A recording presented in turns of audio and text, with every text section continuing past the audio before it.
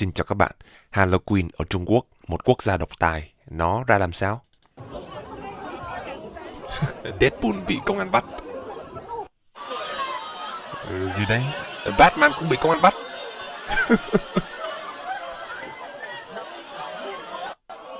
Spider-Man cũng bị bắt luôn. Ông nào đây? Ông nào bị bắt đây?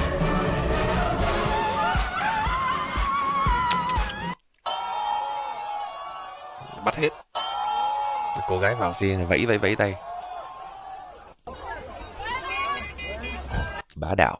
Rồi video này nữa.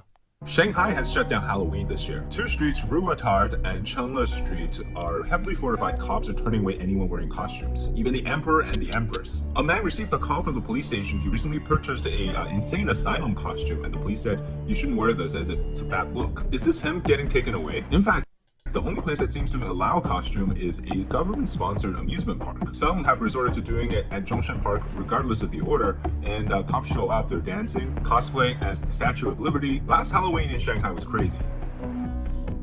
Batman. It's easy to imagine why the authorities wouldn't want the same thing to happen this year, preemptively trying to shut down Halloween. Last year we had the COVID guard.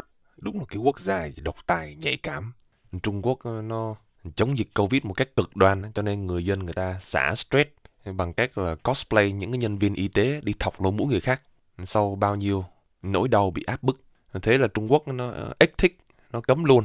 Nó phải kiểm soát xem là có thằng nào nó cosplay những cái nhân vật nhạy cảm hay không. Đúng là sống ở cái xứ độc tài nó khổ. Winnie the Pooh, Emperor, COVID test, we had stock graphs, we had red guards. This is because China had just exited from the zero COVID lockdowns. When a regime is scared of Halloween, you know that something's up. That speaks volumes. And the real scare isn't the spooky ghosts, it's actually the regime's feeling of losing control. Cái điều mà đáng sợ nhất không phải chính là hồn ma trong ngày lễ Halloween, mà đó là một cái chế độ nó sợ bị mất kiểm soát. Trung Quốc cấm Halloween. Bắt hết. Phật tổ cũng bị bắt. Phật tổ cũng bị bắt luôn. Cái gì đây? Nó bắt sạch. Ai mà cosplay cái gì là nó bắt sạch.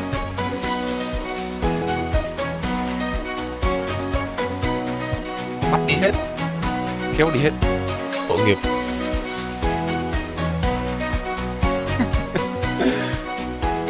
Rồi có ông cosplay cảnh sát cũng bị bắt đi luôn.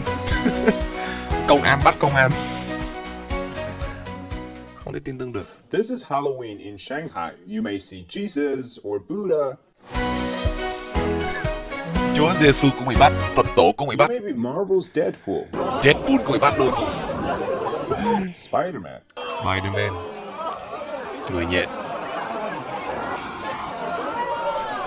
Or DC's Batman. Người dơi. Bắt hết. Or even Donald J. Trump. Donald Trump.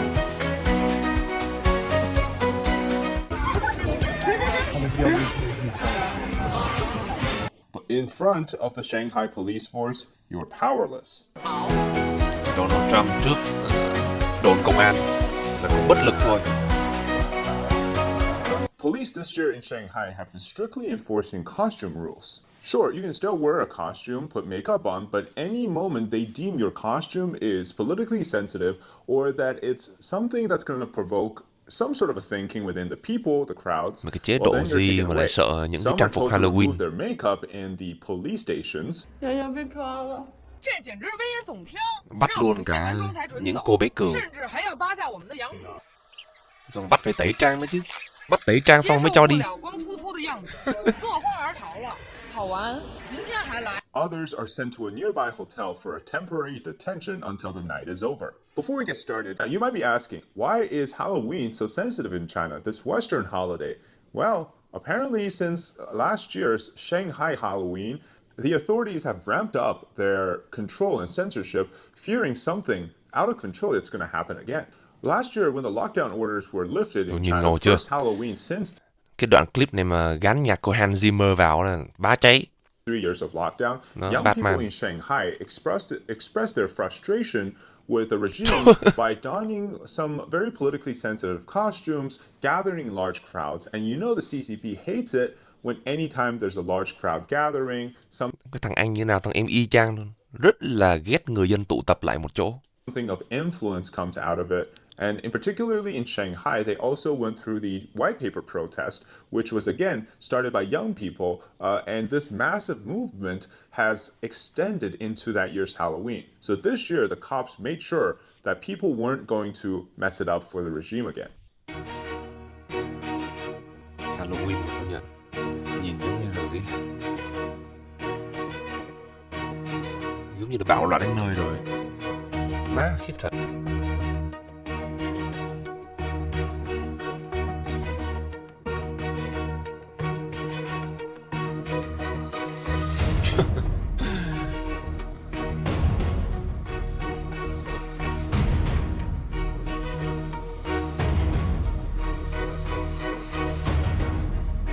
Không coi còn theo. Họ dựng những cái hàng rào barricade.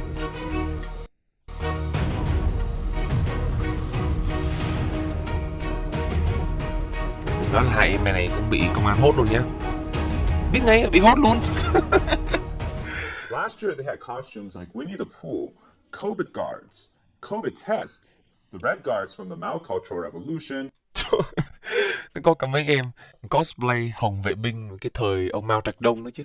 Batman, and much more. Now, to be outdone, this year, despite all of these extra orders, the martial law for the night, police presence, barricades, and empty streets, corner-to-corner surveillance from day to night, people still came out with their unique costumes. We have Lady Liberty, we have Stalin and Lenin, we have different ghosts, we have the contact spicy snacks, mental asylum patient.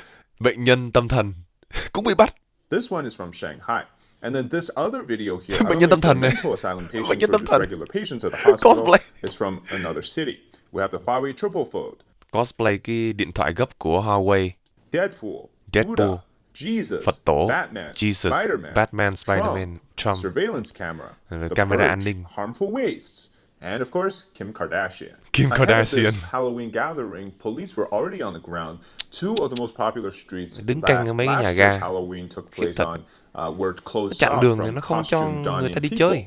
And so Sống ở Trung Quốc kiếm đâu ra niềm vui đây hả các bạn? basically what happened Không was thể có niềm everyone vui được. started to move into a nearby park called Zhongshan Park. And that's where it kind of all the people started to gather. But just in general in the city of Shanghai over the last few days, police have been on this overclocked search mission. They found these white guys visiting and they thought that they could possibly be cosplays. Trời đất ơi. They found an actual mascot in front of this restaurant and peeked inside because they thought that might be somebody inside. Bó tay đến cả cái mascot, cái nhà hàng tư nhân mà cái tụi này nó sợ đến mức độ mà nó không phải kiểm tra xem là bên trong đó là ai mà. Nó lạy cái bọn này luôn đấy. They also, had people who dressed as the emperor, the empress, and the concubines. And of course, you can't insinuate emperor status in China either. Bó tay. Like I said, Đúng rồi, dưới cái thời Đảng Cộng sản Trung Quốc á, thì không thể nào mà có một cái vua chúa hoặc là công tước gì hết á. Không có một cái thế lực nào mà lớn hơn Đảng Cộng sản Trung Quốc bây giờ. Anh mà là nhà vua cái gì ấy hả? Anh mà là công chúa cái gì ấy hả? Là chúng tôi hốt hết. wait, emperor status in China either. Hoàng đế cái gì? Like I said, when they gathered in Zhongshan Park, that's where we saw some of the costumes, and then also you had people dancing and singing.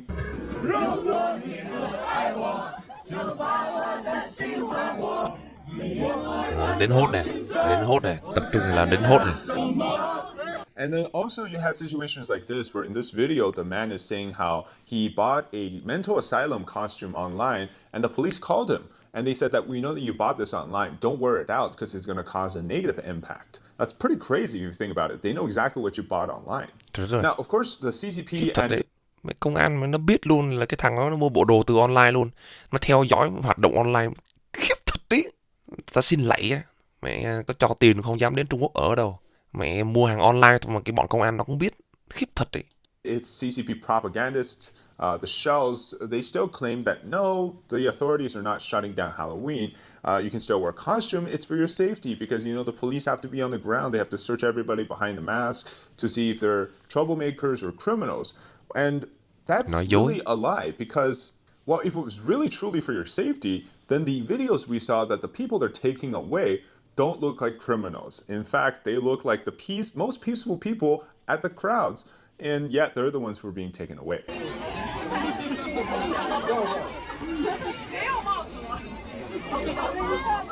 Đây. Vô duyên. Nó không cho người dân vui được gì nữa. Nó bắt nó không cho người dân vui được. Excuses. Like, because if you really think about it, why, if you really allowed Halloween as it is, why do you need a heavy police presence, right? Why are you removing all of these politically sensitive costumes? That itself is already a piece of censorship, right?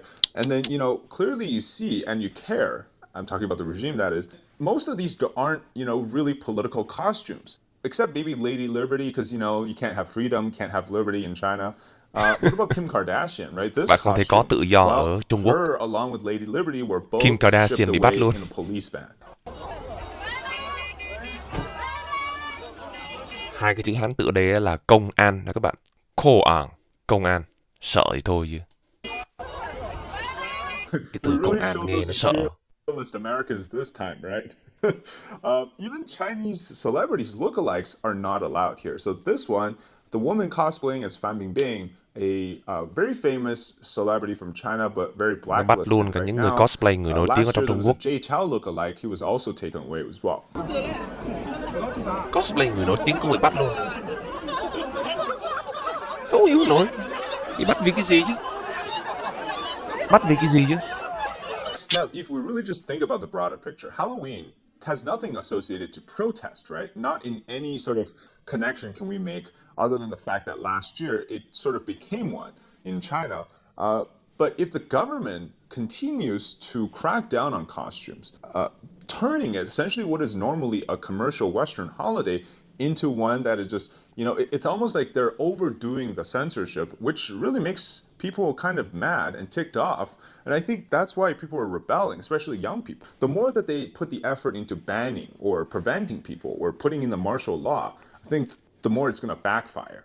The wearing the costume, going out onto the street, that itself became a form of protest. So after the park's entry was closed to public, other places are also closed to the public, people moved on to the streets. The actions that we see from the police and the reactions we see from the people in Shanghai, I think the best thing or I guess you could say the best outcome of this entire event is that people in Shanghai show their disdain with the fact that this is such an unreasonable control measure in place, right? They declared martial law. They called into bars days ahead of this and said that you can't allow anybody wearing a costume inside your bars. They called into universities telling students not to dress up, all of these things, right? They put these barricades up. Well, you know what? Today, people found out that, yes, you can defy their orders because they're very unreasonable to begin with. Now, why did people come out? Well, I think one of the reasons why people changed is because they can no longer control crowds with just physical and verbal threats, right? Because, one or two people getting arrested, that no longer scares people. And I think that's a bigger shift, right? It's one that's been happening for the past few years now. Even though they took the old costume people away, the new ones kept coming in. It's like they know that the consequence is there, but they still put on the makeup, put on the clothes to go out. At the end of the day, if you really think about it, in a country that's ruled by absolute control, any little form of shift, right? Any little form of difference is a form of protest because everything has been tipped from the balance of what is considered normal already. And so apparently no costumes anymore because, well, those things can also be considered a revolution. All right, that's it today for the episode. Ông nói rất là hay nha. Ở những cái quốc gia độc tài thì các bạn chỉ cần có một cái hành động nào đó mà nó đi chệch một tí thôi, gọi là văn hóa, thuần phong mỹ tục. Nó đi chệch một tí, nó cách tân một tí, nó lạ một tí thôi. Thì đó là cái dấu hiệu của phản nghịch. Nó đơn giản là như thế. Các bạn chỉ cần làm gì mà lạ một chút thôi là nó có thể chụp các bạn vào cái tội phản nghịch, phản động, phản quốc được rồi. Đó là như thế. Sống ở Trung Quốc nó không có niềm vui. Không giống như Trung Quốc năm nay. Mình mong các bạn ở Việt Nam và Hoa Kỳ và các quốc gia khác có một cái lễ Halloween vui vẻ. Cảm ơn các bạn đã lắng nghe. Chúc các bạn một buổi tối tốt lành.